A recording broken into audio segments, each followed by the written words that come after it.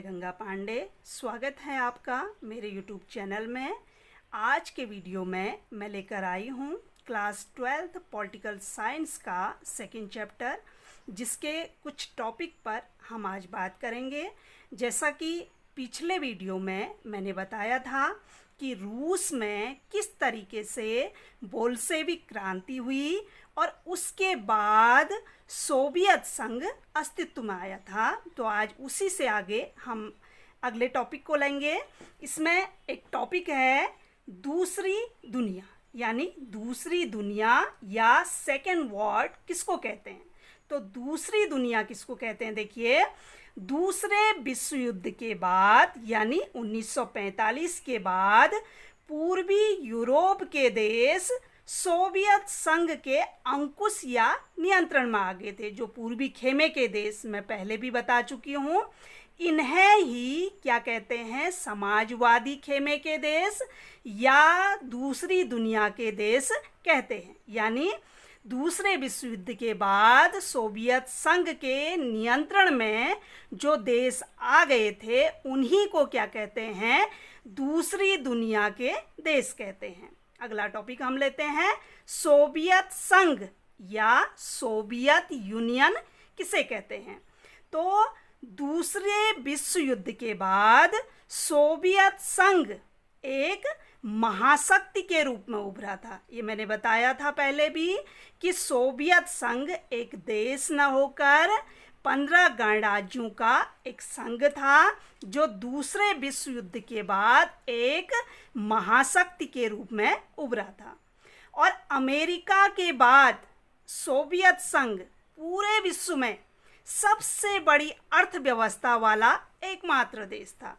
और इसकी विशेषताएं क्या क्या थी, देखिए, सोवियत संघ की संचार प्रणाली बहुत ही उन्नत थी, बहुत अच्छी थी। उसके पास विशाल ऊर्जा भंडार थे, जैसे खनिज तेल हो गया, लोहा हो गया, इस्पात हो गया, मशीनरी हो गया, उत्पाद हो गया, और आवागमन के अच्छे साधन थे कहीं भी आने जाने के लिए। और घरेलू उद्योग भी बहुत अच्छी दशा में था, बहुत उन्नत था। और सोवियत संघ में देखिए, पिन से लेकर कार तक सभी चीज़ों का उत्पादन होता था। यानी पिन से लेकर कार तक का कहने का मतलब ये है कि छोटी से छोटी चीज़ से लेके बड़ी से बड़ी चीज़ भी सोवियत संघ में बनाई जाती थी। लेकिन गुणवत्ता यानी क्वालिटी उसकी पश्चिमी देशों के जैसी नहीं थी। यानी अमेरिकी ग्रुप के जो देश थे, उनकी जैसी क्वालिटी नहीं थी, लेकिन सब कुछ सोवियत संघ में बनाया जाता था। अगला देखिए, सोवियत संघ की सरकार ने अपने सभी नागरिकों के लिए एक न्यूनतम जीवन स्तर, यानी जो भी लोगों की बुनियादी ज़रूरत की चीज़ें हैं, सारी ही चीज़ें कम दाम पर उचित कीमत पर मुहैया कराई थी।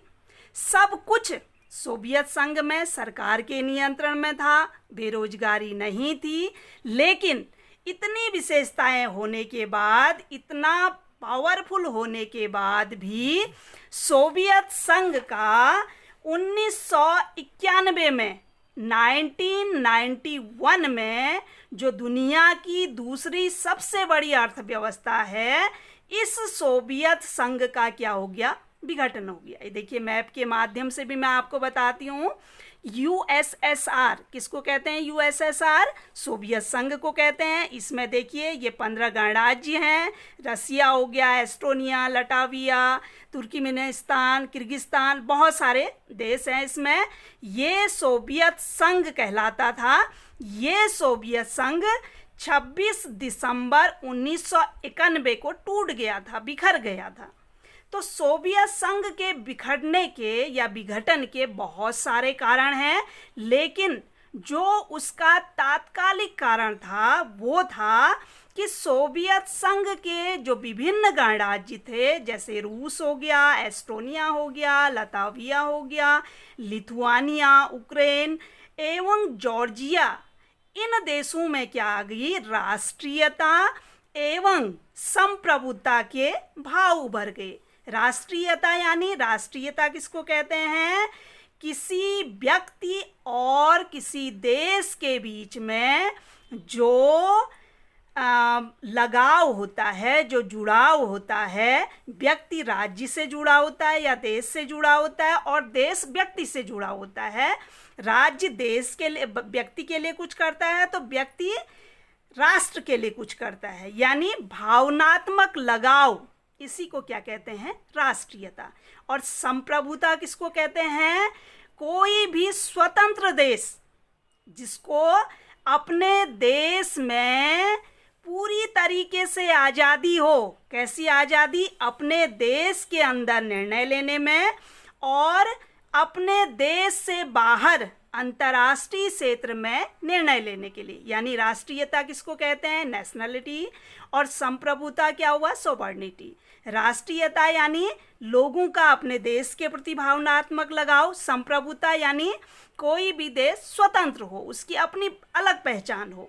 तो ऐसे इन देशों के मन में ये आ गया था कि हमारा खुद का देश हो, हम स्वतंत्र रूप से रहें और हम स्वतंत्र रूप से निर्णय ले सकें और किसी के अधीन न रहें। यहीं से सोवियत संघ के विघटन की शुरुआत हुई। जब इन देशों में इस तरह की भावना आई तभी सोवियत संघ का विघटन का कारण बना। अगला देखिए, 1991 के दिसंबर में 1991 में यल्त्सिन कौन थे? जब सोवियत संघ का विघटन हो गया उसके बाद रूस के पहले राष्ट्रपति थे। तो इनके नेतृत्व में सोवियत संघ के 3 बड़े गणराज्य कौन से थे? रूस, यूक्रेन और बेलारूस ने क्या किया? सोवियत संघ की समाप्ति की घोषणा कर दी, विघटन की घोषणा कर दी कि सोवियत संघ अब नहीं रहा। तो सोवियत संघ नहीं रहा तो वहाँ पर जो शासन करने वाली पार्टी थी एकमात्र कम्युनिस्ट पार्टी, जिसको साम्यवादी पार्टी भी कहते हैं, वो पार्टी क्या होगी? प्रतिबंधित होगी, बंद होगी वो पार्टी। उसके बाद सोवियत गणराज्यों ने पूंजीवाद तथा लोकतंत्र को अपना आधार बनाया। अब सोवियत संघ में आज तक क्या था? कम्युनिस्ट की सरकार थी, समाजवादी विचारधारा थी, लेकिन इन देशों ने अब कौन सी विचारधारा को अपनाया? पूंजीवाद को और लोकतंत्र को अपनाया और स्वतंत्र राष्ट्रों के राष्ट्रकुल का गठन हुआ। जितने भी देश थे इनका क्या हुआ? एक राष्ट्रकुल बना। स्वतंत्र जितने राष्ट्र हुए थे उनका एक राष्ट्रकुल बना। और सबसे बड़ी बात क्या हुई? देखिए, रूस को जब सोवियत संघ टूट गया, बिखर गया, रूस को सोवियत संघ का उत्तराधिकारी स्वीकार किया। तो रूस को जब उत्तराधिकारी स्वीकार किया तो सुरक्षा परिषद में भी रूस को जो सीट आज तक संयुक्त सोवियत संघ को मिली थी वो सीट किसको मिल गई? अब रूस को मिल गई, क्योंकि रूस क्या है? सोवियत संघ का उत्तराधिकारी है। यानी रूस को सुरक्षा परिषद में स्थायी सदस्यता मिली और रूस को परमाणु शक्ति संपन्न देश का दर्जा मिला। ये मैंने पहले भी आपको बताया कि परमाणु शक्ति संपन्न जो देश थे वो क्या थे? पूरे विश्व में केवल 5 ही थे। अब सोवियत संघ का विघटन हो गया तो वो दर्जा अब किसको मिल गया? रूस को मिल गया। तो आज के वीडियो में बस इतना ही।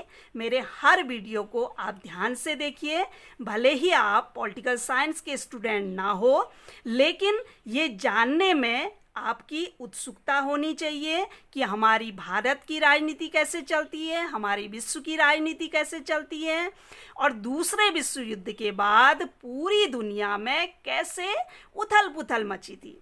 तो मेरा वीडियो अगर आपको पसंद आए तो लाइक कीजिए, शेयर कीजिए। Thank you.